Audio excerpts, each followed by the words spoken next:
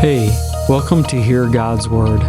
This is Michael Loinger. In this podcast, we study and dissect the Bible to better understand what it means and is trying to say.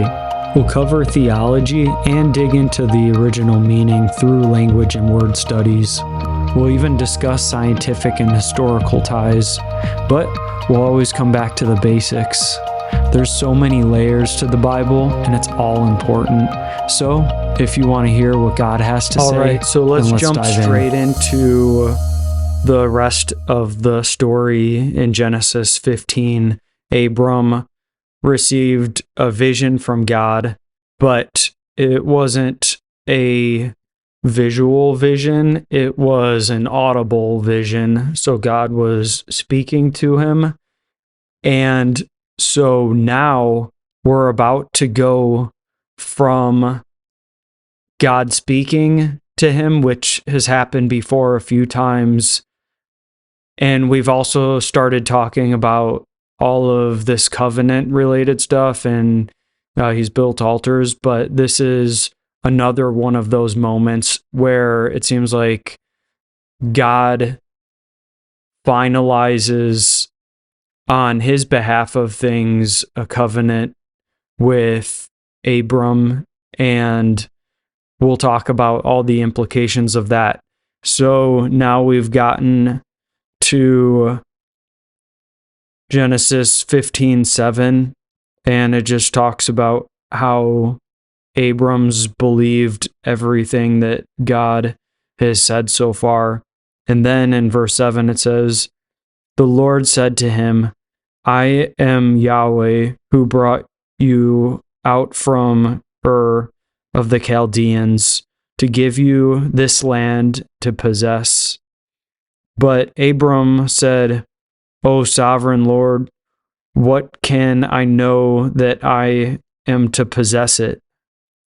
And the Lord said to him, "Take for me a heifer, a goat, and a ram, each 3 years old, along with a dove and a young pigeon." So Abram took all of these and then cut them in two and placed each half opposite the other. But he didn't cut the birds in half. When the birds of prey came on the carcasses, Abram drove them away. So let's stop there and talk about the first part of this. So this is where they are having kind of a celebration or ceremony of the covenant and alliance. Like God is promising Abram descendants, and so that's one part of the great nation, but the other part is land, right? So we've talked about in order to have a great nation, you need land and you need people. So here we see God promising Abram his own children in the previous part, and now we're talking about what God asks Abram to do to set in stone, you could say, and solidify the covenant, because they could have written up a paper contract, as many times people do when making treaties or alliances or covenants.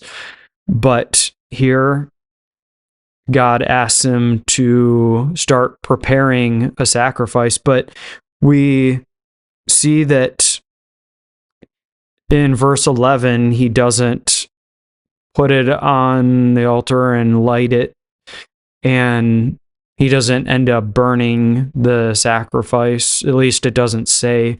And maybe there's a reason why later, because it goes straight from him driving those vultures or whatever kinds of birds of prey were coming down to eat the dead carcasses for the sacrifice.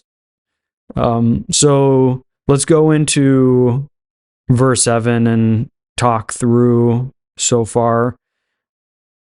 So it says that the Lord continued talking to him, and he reminded Abram again who he was. He said that I'm the one that brought you out of Ur. And if you remember, Ur was where he was probably born and lived in Babylon/Samaria, in that region of the world. But then when he was older, he moved up, as we know, to Aram, and from there, then he moved down into Canaan when God called him out.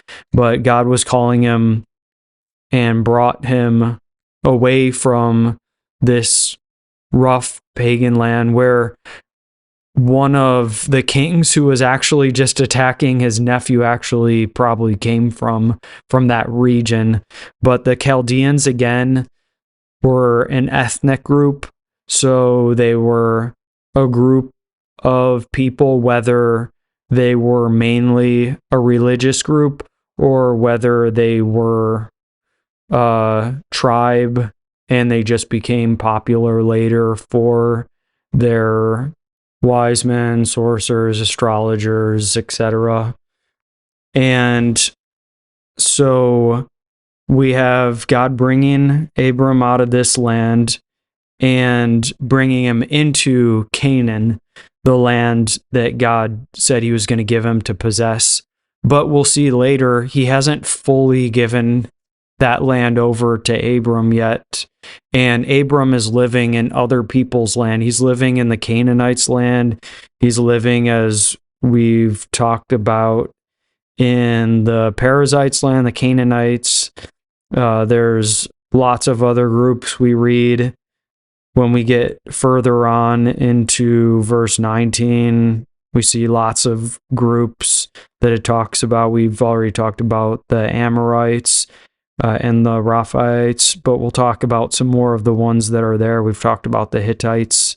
So we see that after, in verse 8, Abram asks God, well, how can I know that I'm going to possess the land?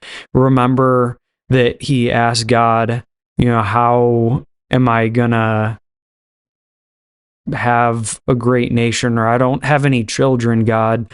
How am I going to pull this off? Like, how am I going to have a great people if I haven't made any people of my own? I'm going to pass it on to a servant. And so, again, God confirms things with him. So before he talks to Abram and gives him an answer, but this time God doesn't answer the question. He says, hey, Abram, I understand your concern, but why don't you go grab me a heifer, which a heifer is a young cow, a goat, and usually I was looking up that it refers to female goats, and then it says a ram, which is a male sheep. So we have these three really popular animals being sacrificed, and they were very common. A lot of times the cattle would represent labor and strength and the person's wealth. So in a way, that aspect of it was maybe symbolizing that Abram was giving his very best, his all. He was going to give his strength and his effort to the covenant and relationship he was creating with God. The goat was symbolizing the sacrifice, especially because goats were a little more on the not so liked side of animals, and so in one sense they would represent sin or being purified from sin. And then rams, many times, like since they were sheep, they symbolized, because of their wool a lot of times, purity. But rams specifically also symbolized strength. And so I also read up that they can symbolize substitution. And ironically, there's going to be a story really soon in Abram's life when he has to make a sacrifice and a ram ends up being a substitute. So it's possible that this is where some of the symbolism comes from. Maybe it was like that before, but nonetheless, sheeps or rams could symbolize that substitution and purification. And all three of them were supposed to be 3 years of age, it says. So they were all supposed to be young animals. And then it says that he was supposed to bring 3 doves or turtle doves. And obviously, we've read about doves before. They can symbolize peace and innocence. And the other bird was a pigeon. And technically, the term can refer to a young pigeon, or it can refer to any sort of little young bird or fledgling. So we're assuming that it was probably a pigeon, but it's not 100% from what I was looking up. But nonetheless, 2 relatively innocent birds. And obviously, a young bird symbolizes, again, some innocence. And so obviously, God asked for specific animals. So even though there may not have been specific meanings behind each one, just like, we dissect the colors in our nation's flag. Like, for example, in America, we have red, white, and blue. The red symbolizes passion, but also bloodshed. The people who died to represent and save our country and free it from tyranny. The blue represents loyalty, and the white symbolizes everything that's good and pure and a great nation.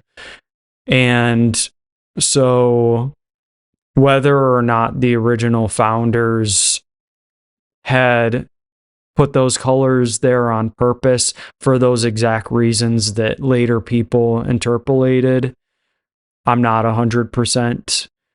However, we still all, as Americans, agree on those symbols being thing that those colors represent. So we know that this was the way that people, at least through history, probably at that time, but at least going forward, thought about those specific animals as sacrifices.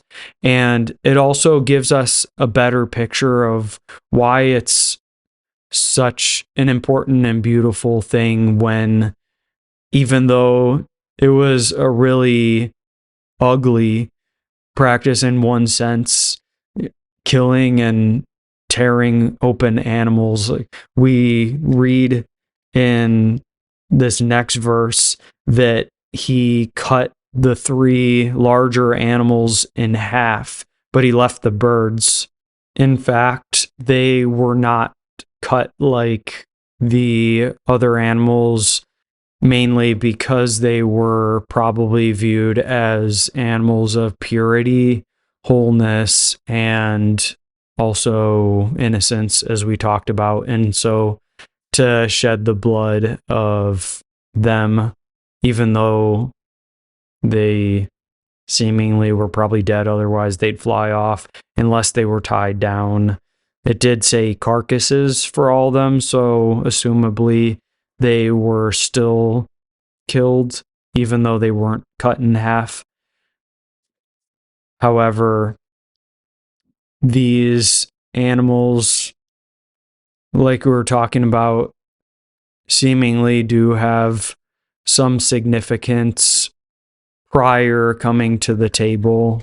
And so we also have to remember that God's the one actually asking Abram before Abram basically did and made and brought his own sacrifices, and he did things in his style because he was the one who wanted to offer to God. So, he might have been asking for forgiveness for sins and substituting his sin onto, an animal or ram like we were talking about before, so that he didn't have to be punished, or he could have made sacrifices of other animals. And I don't know if there always had to be a correlation, because I'm not an expert in sacrificial law. And plus, we don't even know for certain what Abram did, because he came several hundreds years before they were documenting the sacrifices, at least, that he was doing. And we have some sacrifice sort of documents probably from some of the surrounding Canaanite tribes, and we kind of know some of these things because of all of that. But the Israelites and their sacrificial and offering laws don't come until Moses and after. So with that, we're not going to make too much of a bigger deal, but let's just only step into this moment and look at how big of a deal that this covenant sacrifice was for God and Abram. So now let's step into the reason why they cut the animal. And on top of that, as I was mentioning earlier, because we have some ancient writings on why they did certain practices, we actually have some covenant ritual ceremony texts that give some information about why the ancient Near Eastern people used to do sacrifices this way. So God is making a covenant in terms that Abram can understand, because this is the way him and his people and his generation and time did things. And so when God asked him to take these things, Abram knew what God was doing. He was making a covenant, and he was essentially signing it with these things. And because God isn't visible and tangible, instead of getting all of the stuff himself and being like, here, Abram, I got all these animals, and now I just want to wait for you so we can light this thing and start the covenant ceremony and all. But obviously, because of the fact of God not being physically present, he is still communicating with, and he's working through the hands of Abram. So God himself is taking part in this covenant and getting things ready for the sacrifice itself. So in the times back then, they cut animals in half for these kinds of sacrifices, because not only do animals being cut and bleeding out mean that there was an animal, as we mentioned earlier, that's taking the place and substituted for someone's sin or unfaithfulness to the other party, but it also symbolizes what will happen if someone is to be disloyal and breaks the covenant or contract that they had. And so it was serious because by the animal having bloodshed and being destroyed, essentially that means if they were to break the covenant, that they would have to die. And so if Abram broke the covenant with God and totally disregarded and disobeyed what God is making a covenant with him over, then Abram would be required his life. And essentially, just as someone who commits purposeful murder in some nations and in some points of history, a fair punishment has been that person losing their life because they took a life themselves. And even though someone might not agree with that, in one sense, you also can't say that it's wrong because technically it is fair.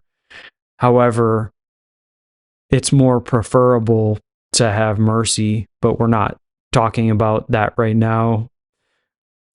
The purpose of the animal being cut, bleeding, splitting in two was so that each half could represent one of them, and the two parties would have to lay the pieces opposite from each other, and then also reading up on it, they would create a path in the middle and they would walk between the two pieces together, which is why they probably cut the bigger animals and not the small ones on top of that, because it'd be overkill in one sense. So they would walk between, and that would be a symbolism for them agreeing that if they broke the covenant, they would suffer the same fate as the animals. And so they were essentially stepping into the agreement of a partnership, and God takes that seriously when we say we're going to commit to something and we make a vow, a promise, an oath, or a covenant. We need to keep it, because obviously the wages or the punishment, the consequences of us sinning and disobeying and not following the instructions, as we've talked about a bunch before, or breaking the rules and the terms, because contracts and covenants, they have terms. If he's to break these, then it's no wonder that the person should be punished. And so Abram knows what he's getting into. But in one sense, we're talking about the really difficult, hard, dirty, and nasty side of covenants. But in fact, covenants are actually a really powerful and beautiful thing, because even though an innocent party died in the process, it is a powerful and beautiful thing when people are able to see what the results of breaking God's terms leads to. And I believe that that's probably why God put it in the minds and hearts of people to do sacrifices in the first place. Because where did the first people get the idea from? Like Cain and Abel, pretty close to the beginning, were already doing offerings and sacrifices. And before much had been messed up, before even all the Nephilim came and set up these civilizations and started screwing with people's minds, they were already doing sacrifices by the second generation. And with that, we already kill animals for our own pleasure to eat anyways. Why not for a more honorable purpose? And in one sense, God actually, later on in history, actually steers people away from sacrifices, because even though it is a good thing, there eventually becomes a final fulfillment of sacrifices to where it was completely fulfilled and finalized by Jesus himself. And so that's why God was even saying, I don't desire your guys' sacrifices. I just want you guys to obey me. Jesus, who was God in the flesh, perfectly obeyed and followed what's right. And he showed us the way. And even though he didn't deserve to die, he was the only one who hasn't broken the terms of the order of God's world, mainly because he was God or had the Spirit of God living in him. He showed us that we can do the same thing and be covered, and he became a sacrifice because he was unrightly punished and killed. So when it says Jesus is the Lamb who was slain, he was the substitute for us, that in case we do happen to sin, it says in 1 John 2 that, even though we shouldn't sin, if we do, at least we have an advocate with the Father. And so we can be thankful that Jesus covered sacrifices once and for all. And I think this is important because this is something that the whole Bible ends up building to, and it leaves a cliffhanger in the Old Testament. After all the Tanakh writings, we have a lot of talk about there needing to be justice and an anointed one who's going to come and rescue the people. And all of the Jews in the first century knew that they were waiting for an individual like that. And Jesus did come, and he did fulfill all of these things.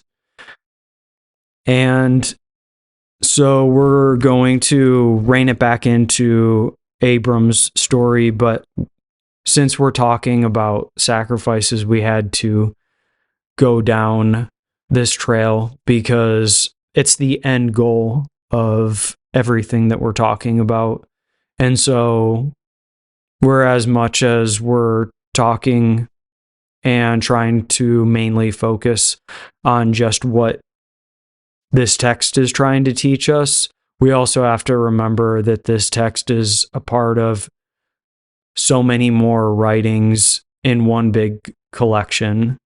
And so then after he gets all these things prepared, it doesn't say that he burned it or lit a fire to it, because as we'll see, something happens later.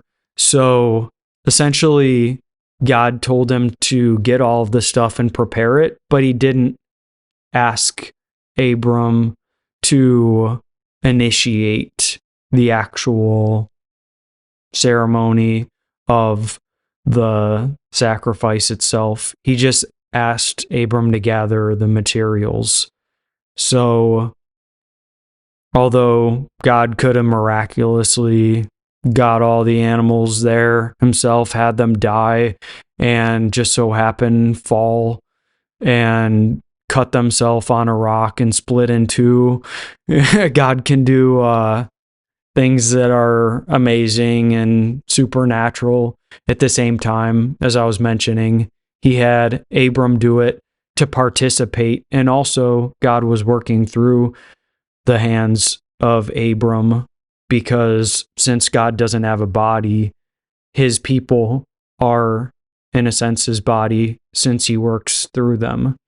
And so Abram gets all of it, but then in some versions it says vultures, and then in the version that we read in the Net Bible it says birds of prey, so we don't know exactly what kind, but some birds of prey, all of those kinds of animals love dead carcasses. So you can bet they were trying to swoop down and take some food. But Abram just spent time preparing sacrifices for God and for this covenant, and he's not going to let no stinking vultures disrupt that. So he chases them off. And so then it says in verse 12, the sun went down, and so evening came. And then we continue in the next verse. It says that Abram fell sound asleep, and a great terror overwhelmed him. Then the Lord said to Abram, "Know for certain that your descendants will be strangers in a foreign country. They will be enslaved and oppressed for 400 years. But I will execute judgment on the nation that they will serve. Afterward, they will come out with many possessions. But as for you, you will go to your ancestors in peace and be buried at a good old age. In the 4th generation, your descendants will return here, for the sin of the Amorites has not yet reached its limit." So we're going to break down this part, because after the sun goes down and Abram leaves his sacrifice supposedly there, and obviously if he'd started burning it right away, then the vultures wouldn't have been coming, because they're not going to try and fly into a fire to get carcasses. Fire scares basically every animal, even predators. So, with that said, the sun goes down and the sacrifice is probably still on the altar. So then Abram falls, as it says, into a deep sleep or sound asleep. And in some dictionaries, it says that it can also be a trance, but essentially it means that he went into and fell into a really deep sleep, and he was really out of it. And this is where it says that terror and great darkness fell on him. And so we all know what terror is: being extremely afraid and dreading something. So something crazy and dreadful happened to him that night when he fell asleep. And it says that a great or mighty, really powerful and like tangible sort of darkness had essentially come over him. And we all know what it's like to step into a place that is dark, whether that's, there seems to be something weird and fishy. Like if you, for some reason, went into an abandoned basement somewhere and found people gathered around in a circle, and in the middle there was a crying baby and someone has a knife and they're about to split it open or something. Just something like terribly disturbing and dreadful. Like it seems like Abram was in his sleep encountering something that was very dark. But let's read about exactly what it is that was dark, because when we were reading about it, that's not the scene that was painted.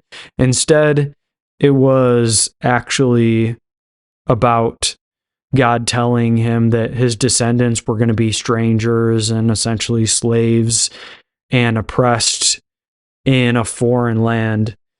And so what story, if you've read the Bible before, does that remind you of?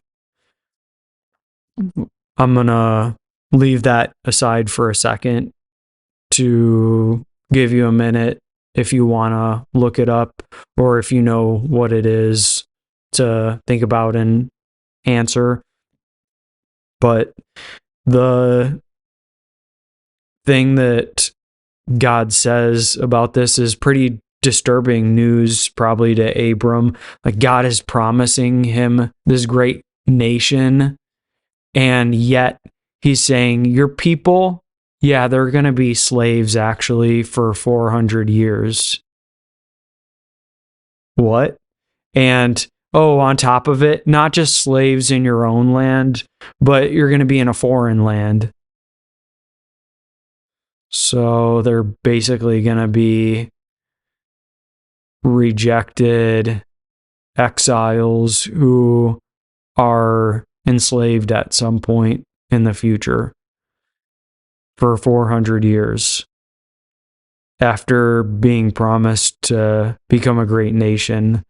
Like, who knows what kind of maybe vision or dream he had, or what kind of trance state Abram was in, or what God was showing or saying to him. But we know that God was communicating in some sort of way. We could also say that this great terror could have just been a way of them saying he had a horrible nightmare. Because, I mean, if you knew your kids were going to be kidnapped and sold into the slave trade, you would be horrified. You would try to do anything to stop it. Like, it would give you nightmares, and you would be dreading and paranoid, waiting for that moment. But then God tells him, it's not even going to be in your lifetime. You're going to die here in this land, because in verse 15 it says, but as for you, you will go to your ancestors in peace and be buried at a good old age. So God is essentially assuring Abram that the rest of his life is going to be fine. He doesn't have to worry about himself. But then it says, in the fourth generation of your descendants, they'll return here. So when it says the fourth generation, it probably pairs with what's said back in verse 13 with the 400 years. And assumably, a generation is approximately equal to 100 years in this case. And that seems about right especially considering that they lived older in that generation. And when you just kind of average out how long a person's lifespan was, approximately 100 years, it was God's way of giving a time frame for them to expect. And so now let's talk about this.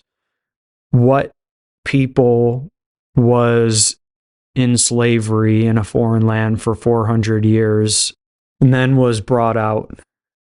It was Israel. And remember that Israel is actually Jacob, who is Abram's great grandson. And so Abram's great grandson has kids, and their kids essentially are the end of the patriarch as we know about them. It's where the story of Genesis ends. So that's where many people think the 400 years starts.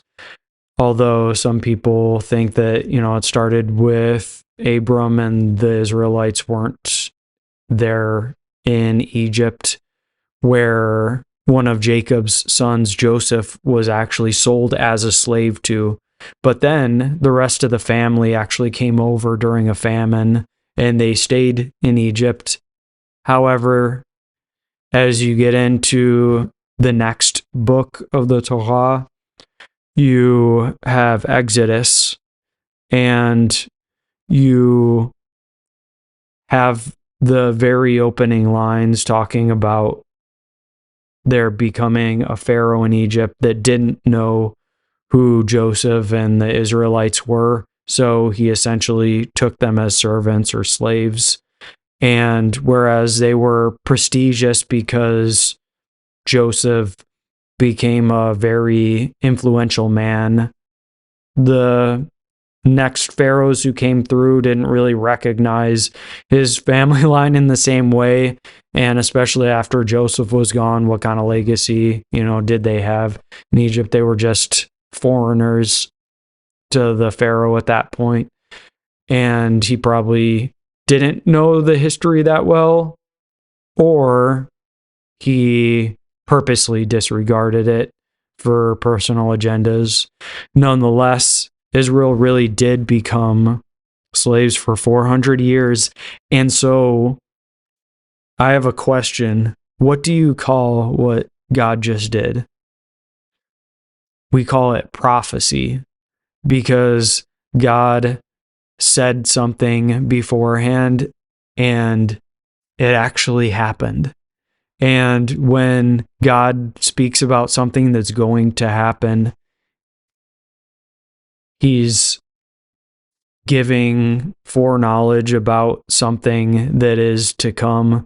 But then it takes a beautiful turn, because in verse 14, it goes from talking about this horrible thing that's going to happen, and Abram is having this nightmare and being told that his descendants are going to be slaves.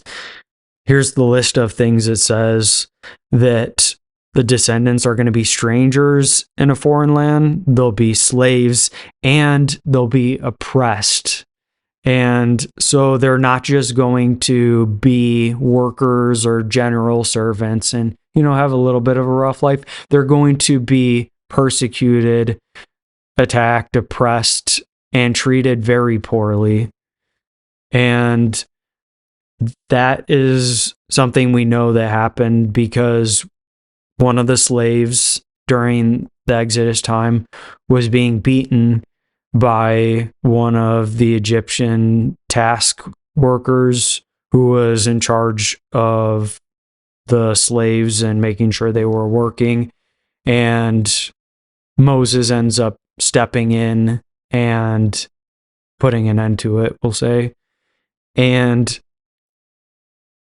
so we know that there was oppression going on, and we know that the Israelites were servants in Egypt.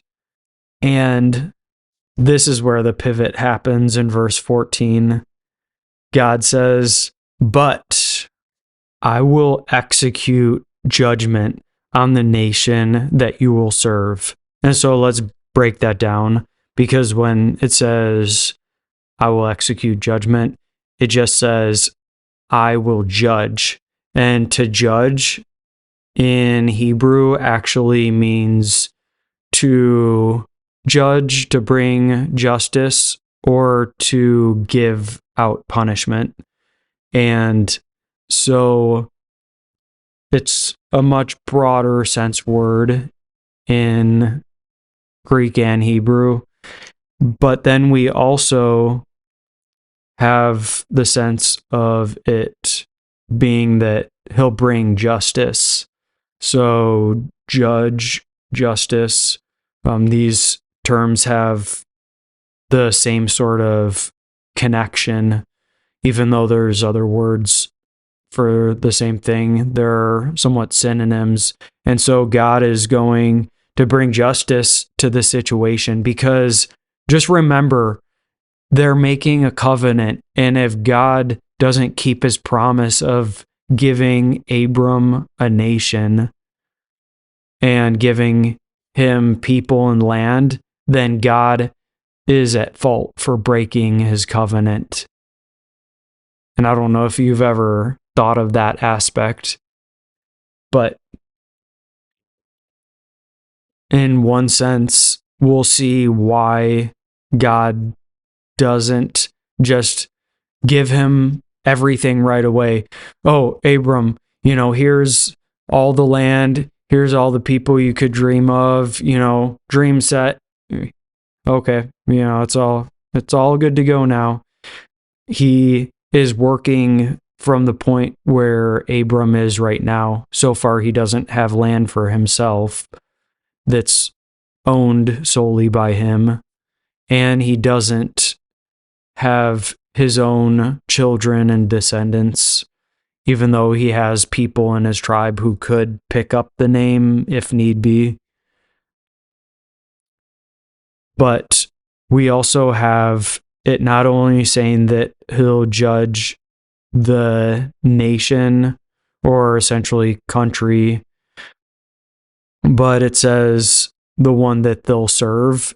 And in many places, essentially, the word serve can substitute as both either work or slave.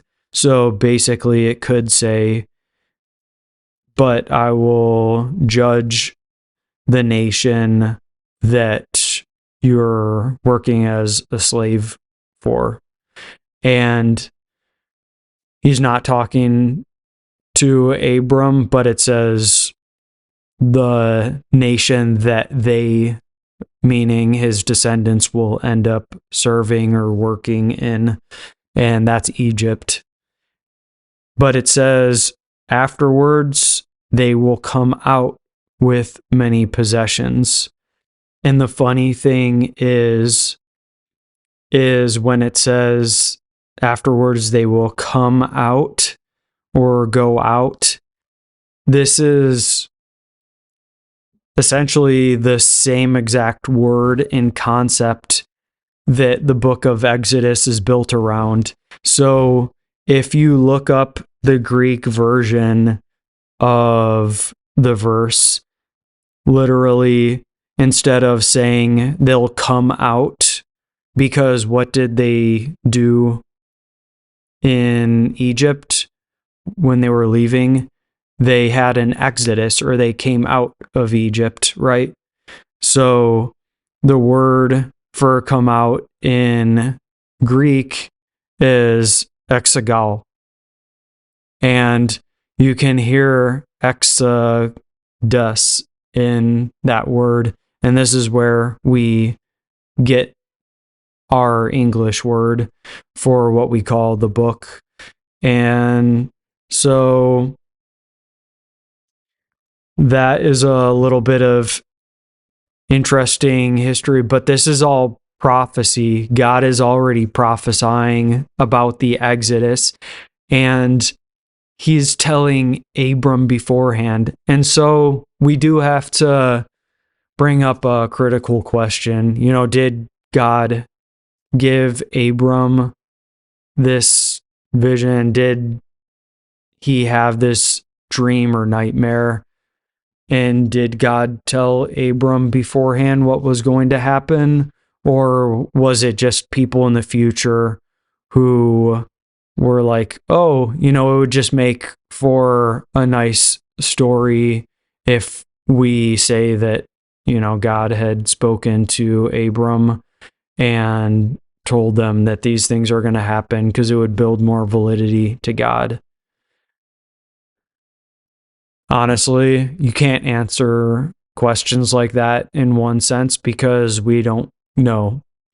But at the same time, one thing that we can take away all the time from things like this is the fact that God obviously knows what's going to happen next. And here it's stating that he did share that with Abram. And so whether he gave Abram a feeling and premonition that these things, something dreadful and bad is going to happen, and they knew that because of history that was passed down about Abram, and then that's why they wrote these things down. I think that, even though Abram probably didn't write the words that God said to him exactly down, they still had the story that had been preserved from Abram and passed down to his children through Israel. And that's how they knew and were able to write any of these stories down in the first place.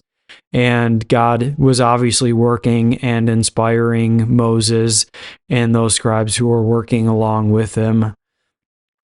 And so, again, the point of Scripture, it's not pausing and being like, okay, well, reflect and see whether this story is probably true or not. It's not asking us to do these things. It's just taking as a given that the story is true. And then sometimes we have to add in whatever way that it is or that it did happen, because not every element is literal, as we've talked about. But here we see that the history lined up perfectly. So although prophecy is something that most people are generally skeptical about, many times for good reasons, at the same time, there have been some great and powerful prophecies that have come true, and especially ones that were written about before they even happened in the Bible. And God still speaks to people, and things end up happening. And I believe that it only happens in rare times with rare people that God is extra close with and chooses to reveal things to. And so I can say that I've never had any grand scale prophecies that God's passed down to me. I've only had small things that God has given me insight into, and that's what actually did end up coming to happen. There was a small little time where I was at school and God was putting on my heart for some reason that it was gonna start pouring rain, and so I was drizzling, but I felt inspired and something came over me for some reason to start counting down. And so literally I counted down 5, 4, 3, 2, 1, walked under the viaduct where we had a covering over our heads. The whole group just got under there, and it literally started downpouring the second I hit 0. It went from drizzling to downpour within the matter of that split second that I hit 0. There was also another time where I wasn't sure about a medical related decision that my wife was thinking about getting, and then against my thoughts, God spoke to me and said, it'll be okay. And so even though I thought it would be best not to, I told my wife what God told me, and she ended up going for 2 rounds of the medical related thing that I'm referring to, and she was perfectly fine. And so obviously God knew best and gave me insight in a couple small situations. And there's been other times in my life where I've had similar things. And there's been times where people have had prophecies about things that would come true in nations, and they have. And the Bible is chocked full of prophecies. And some of the biggest stuff, a lot of times, prophets simply were just warning people that things are going to go bad soon if you don't repent. And you need to stop the current way you're doing things and turn them around otherwise. And in a similar way, there's been a lot of relationships that people have gotten in where God's given me insight that they were not healthy for the person. And so I warned the person, and never has any relationship gone good. And even those who have stayed together have really rough, rocky, or questionable relationships. And most of them that tried that relationship ended up splitting after not too long. And so I believe that God definitely can inspire and speak things to us to help us look out and watch out, but not just for us. I mean, the job of a prophet is to help other people as well with their future. But here, God is trying to help Abram with him and his people's future. And so he's warning him about this bad stuff. But then at the end of the day, prophecies almost always have a good side in the end.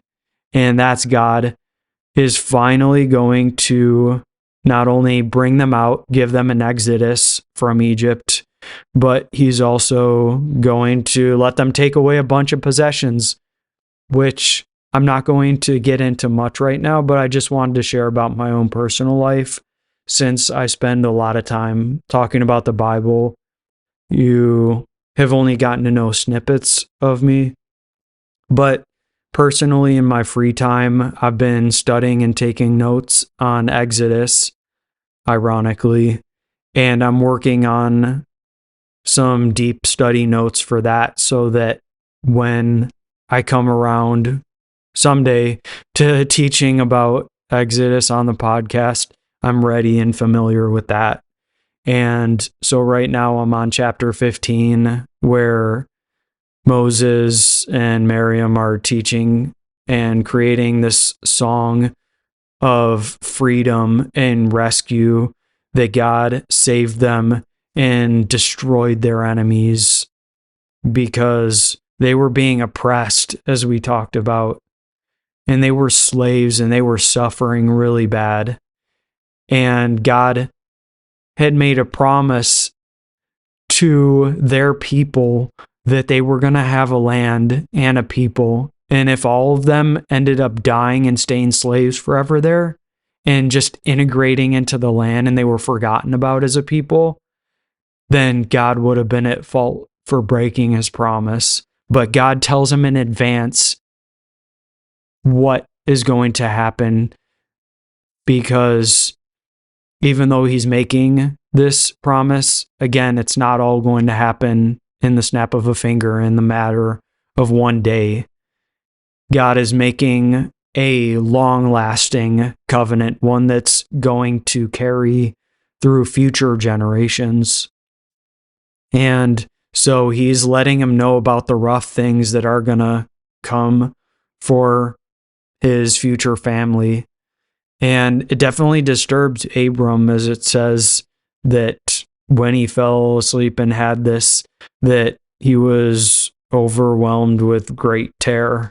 So then we have that break off section in 15 where he's like, as for you, Abram, you're not going to deal with any of this. You're going to live out the rest of your life and be buried, presumably in peace, or at least not experiencing yet what your future descendants are going to have to experience.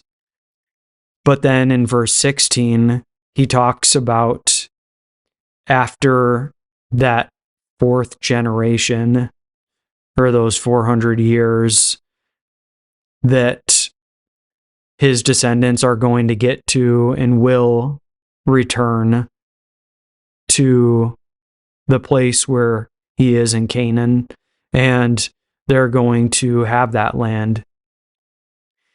But then he gives a reason why he's waiting for 400 years to make these things happen. And that's because the Amorites are living and controlling some of this land. And of course, the Canaanites are too. But we learned that the Amorites kind of mixed in and took over pretty much almost the entire world, or it's this ambiguous sort of group that kind of mingled all throughout Mesopotamia, all the way from Canaan and the Levant, all the way through Babylon and some of the more Far East nations. And so he's essentially saying that the people who are living there, their sin hasn't reached its limit or threshold, you could say. Essentially, they haven't gotten so bad to the point where I need to destroy them and give you their land, because right now it's theirs. So I don't want to unfairly take it away from them. At this time, there's going to come a time where I know that their time's going to be up there.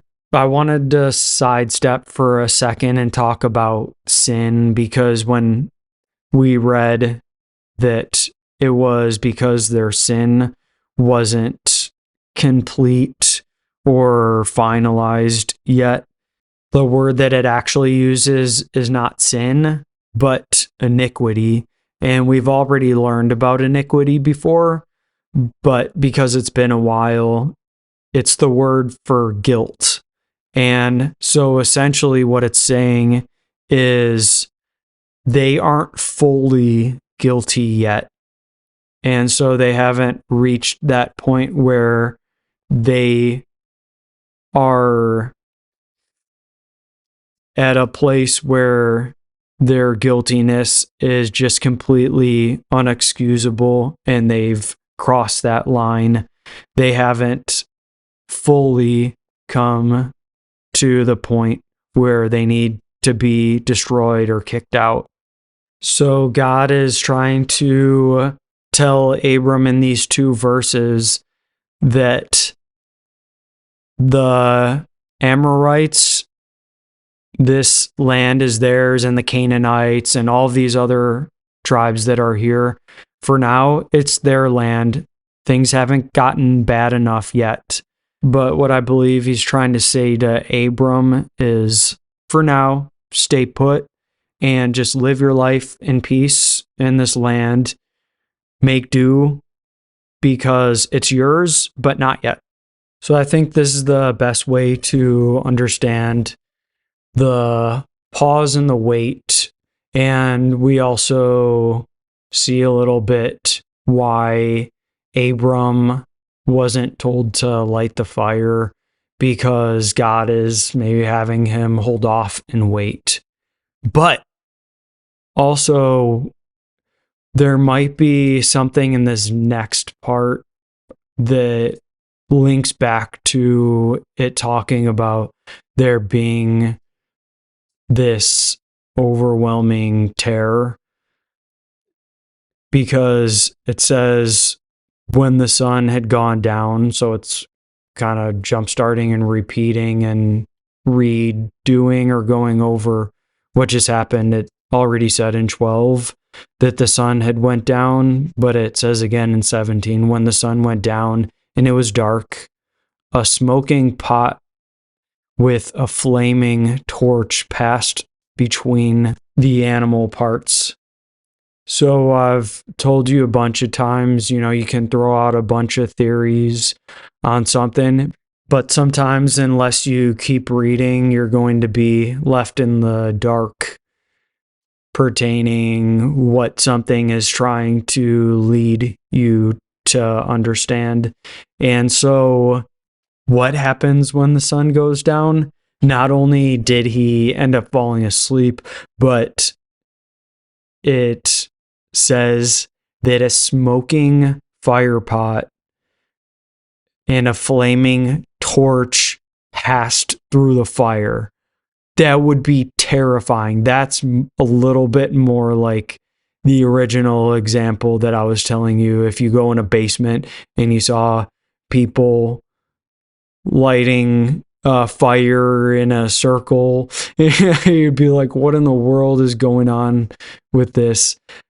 It's no wonder that there was something deeper going on here with the story.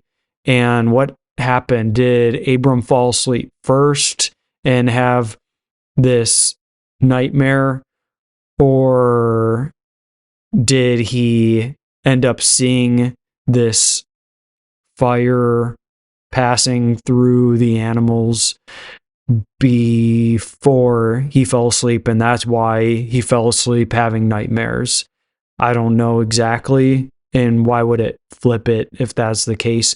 But obviously, biblical stories sometimes leave you with puzzles, thinking about the deeper truth behind the story. And so, what is it trying to communicate? What can we for sure take away? And let's talk about the fire pot and the flaming torch, though. So it says that the fire pot essentially was what it said, a pot that they would use for burning things in. So they would use it sometimes to bake bread or to melt metals even. And so you would have fire and smoke coming up from this thing. And so we've already talked about symbols, but we know that fire symbolizes the refinement, kind of like with metal. When you have something impure, you use fire to burn out all the impurities so that you're left with one pure piece of metal of just that one intended material that you're originally looking for. And so fire represents purification, and in the smoke symbolizes something that I'm actually studying in Exodus. It was in chapters 13, 14, as God is leading the Israelites out of Egypt. And so this is crazy matching symbolism, but the smoke is essentially steaming vapor and air. And we know that essentially breath or air and wind, all these things are a symbol for the spirit. And we know that back in Genesis 1-2, it was talking about how the spirit was hovering over the waters. but it could have been translated as the wind or the breath. So even though breath and smoke aren't the same thing, at the same time, it's both that intangible thing, like you see it there and you see that there's something coming from something else and affecting, and something that's invisible at one point, like someone's breath, can at some points in certain scenarios be seen when the temperature is really cold. So something that's invisible and we can't see or perceive, but we still know is there, we can see under certain circumstances. And so God's Spirit is also like that. Even though we can't see him, sometimes we can see him in the effects and him working in different ways. And so that's what the fire and the smoke that's rising from this fire pot and this torch that are burning and smoking. And so the fire pot is smoking and the torch is burning, it says. And those things, almost as if someone's holding them, passed through those two sets of sliced pieces of the animals that Abram had cut earlier. And so did God become a human, and was he physically holding these things? And did he show up in person to Abram when it was dark out? Because that would have terrified him.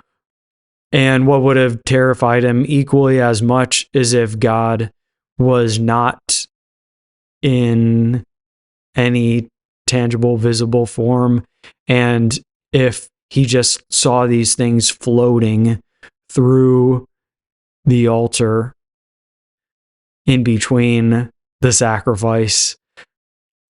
Or it's possible that maybe it was just symbolism described.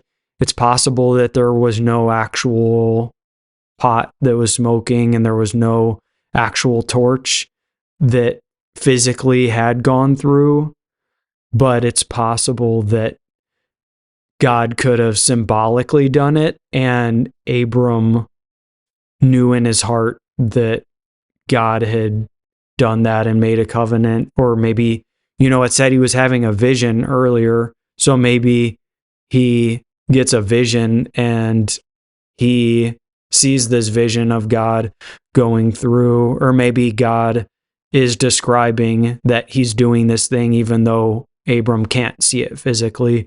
Maybe it was a visible vision, or maybe it was a audible, or at least speaking to the heart sort of vision.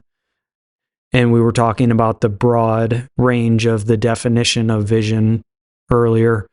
Or it's possible there was a different type of vision. Maybe when I was talking about him sleeping earlier, maybe he was in this trance and he was dead asleep and he had a dream that God had went through it. And looking back on, how most sacrifices are meant to be burned by the party offering it to God. But here, since he's making it with God, and God is asking him to enter into this covenant, God is the one initiating it. And so, on top of it, if they're to walk through this animal sacrifice and they're to create a little path where they can both go through it together, then lighting it on fire would be kind of dangerous. So it makes sense that the tradition was to carry the smoke and the fire, because the fire would light the animals and it would create the smoke, and the smoke would rise and be something that was pleasing to God. And so here, God himself is the one who is initiating the ceremony, and he is making the covenant and the promise to Abram. Abram prepared it, but God is the one who's going to make it happen.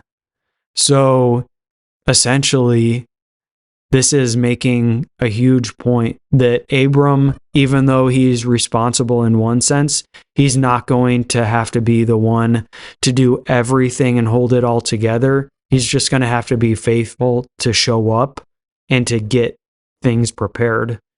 And in one sense, isn't that the same thing even to this day, where God asks us to be a living sacrifice? And you can find that in Romans 12:1. But it's the concept again of God being the only one who can really save. He's going to be the one to promise the land. He's going to be the one to, unfortunately, allow all of these struggles to happen in between, but he's going to be the one to make sure that they don't stay there and that they become free and get to enter the land. And he was the one who rescued us from our sin by becoming the ultimate sacrifice. And all he asks us to do is prepare for him in his second coming. And so we're still waiting for the Messiah. We know who he is now, but now it's about being faithful and patient and not being deceived into thinking that someone or something that really isn't God is. God wants us to stay faithful still to him. So in one sense, nothing has really changed. God is the same as he always has been, and he's been keeping these promises. Just take a look at the news. Israel is still on the news. And even when they didn't have a nation for a long time, still nonetheless, they came back and they're on the map. They haven't completely been done away with or gone. But also, as I've mentioned before, God extended and opened up the possibility to be part of Israel to anyone who believes in him. And someone doesn't need to be part of the Jewish family line to be part of Israel now. And so this is an amazing thing that God is making this promise to Abram, and it's still even being lived out today. And please tell me, who could have predicted these things way back then? Only God. Only God. And that's why prophecy is so compelling when it comes from God's mouth. When people make stuff up, prophecy is dangerous. I completely agree. But the times where it legitimately does come from God, it's world changing. And literally the world changed and became the exact way that God said it would.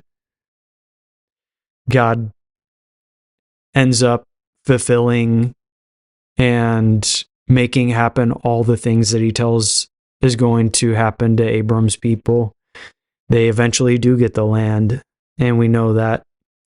But then the prophets, give even more prophecies and warnings, and they say, hey, you guys are going to lose the land that you were promised if you don't stay on track. And what do you know? They actually lost the land for a really long time. And what do you know? They're still here all these years later.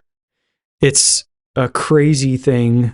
And this is the power of the story of first of all, the Bible, God's word, but also specifically Abram's story and why it's one of faith. He had to trust God that these things were going to happen, and he had to trust God that he was going to have this kid that was promised at the beginning of the chapter. So I wanted to wrap up everything relating to the sacrifice and finish off the promise. We were talking about this fire pot going through the middle. Was it a dream?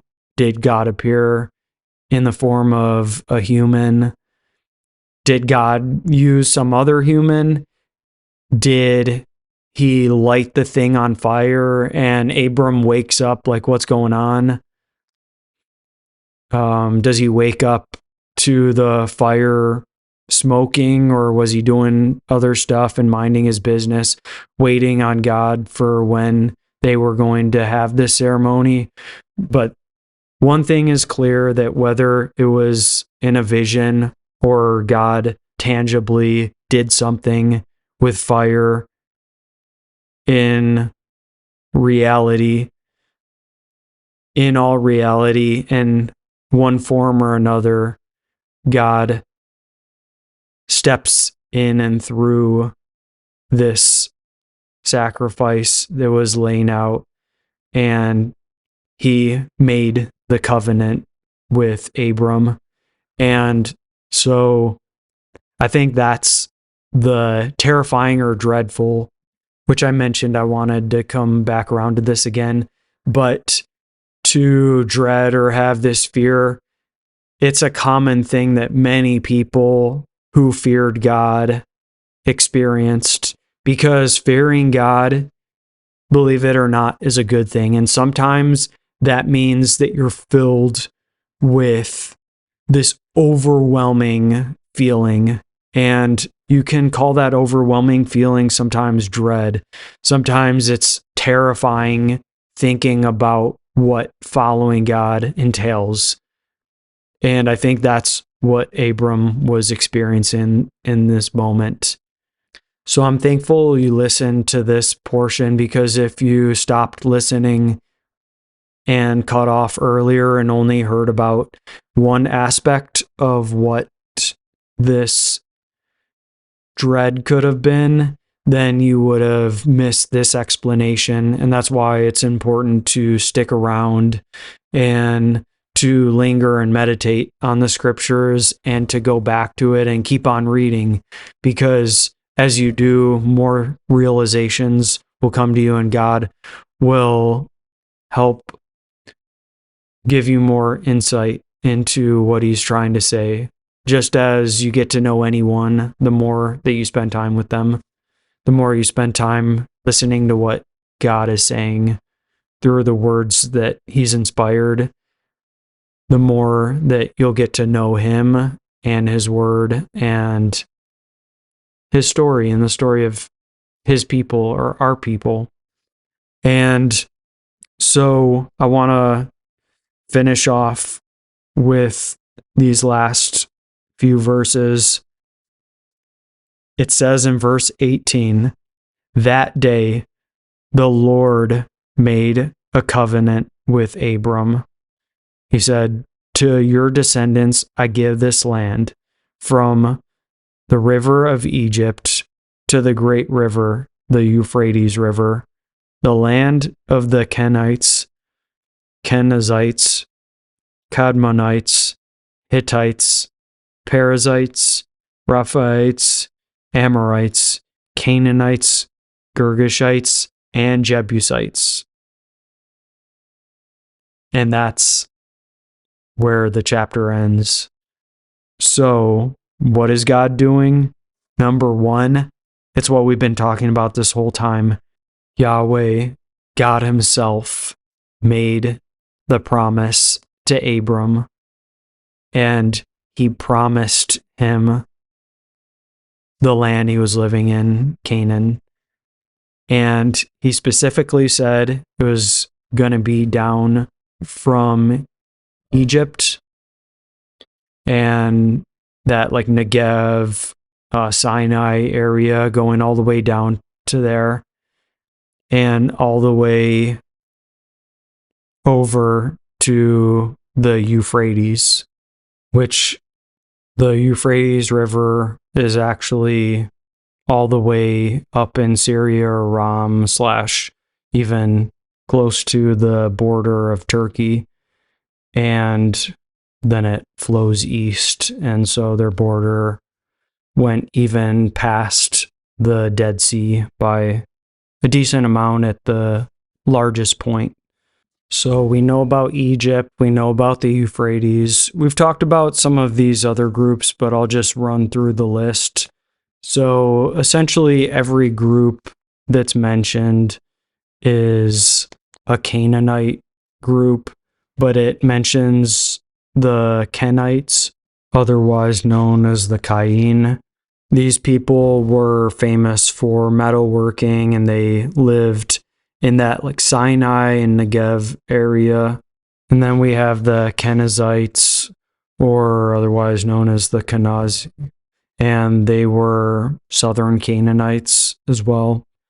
And then there was the Cadmonites, and essentially the only thing that's known is they were Easterners or maybe even ancient people. So not exactly sure who they were. But then there's the famous group, the Hittites, and there's lots of research on this group if you want to look them up, but they were in mainly the Turkey-ish sort of area, and their empire expanded a lot down into Aram at different points and all over the region. And they were even mingling in the actual area of Israel at different points, which is why they were pretty strict a few generations down about them not marrying with the Hittites because they weren't really good people. And then there was the Perizzites, which was mentioned earlier, mingling in that land where he was staying, in that region of Mamre and in that Bethel Ai area. Then we have the Raphaim or Raphaites, and we learned earlier that essentially they're giants. We talked about the Amorites already, the Canaanites. These two groups are both kind of more generalized groups, and it kind of encompasses probably all the other groups. And then we have the Girgashites, couldn't find really anything on them. And then the Jebusites, which the Jebusites is actually Yebu, the city that at the same time was also what we just talked about in the previous chapter, Salem. So there are several ancient names for Jerusalem, but this was another one of them. Yebu became Jerusalem. So this is the final place that is mentioned. And so Yebu was a Canaanite city, just like Salem. Don't know if it was a city-state, a nation, but we know that there were different Canaanite tribes at different points that controlled Israel, and they probably named it different things when different rulers were in power, and different groups maybe were in the area. So yeah, we have this all leading to pointing us towards how God is giving him this land. And the very last location is really important because that's another name for the place that becomes the capital of God's nation, essentially. So I think that's where we're going to leave off for this story. And when we pick up in the next chapter, we're actually going to talk about Abram's first son. But the story, if you haven't read it before, it's probably going to completely throw you off. So until next episode. Hey, I'm so glad you guys could join for today's podcast. I hope things clicked for you and that you're able to better understand God's word. Jesus said, "Whoever has ears to hear, let them hear." So keep on listening to what God has to say, and I'll see you guys next time. God bless.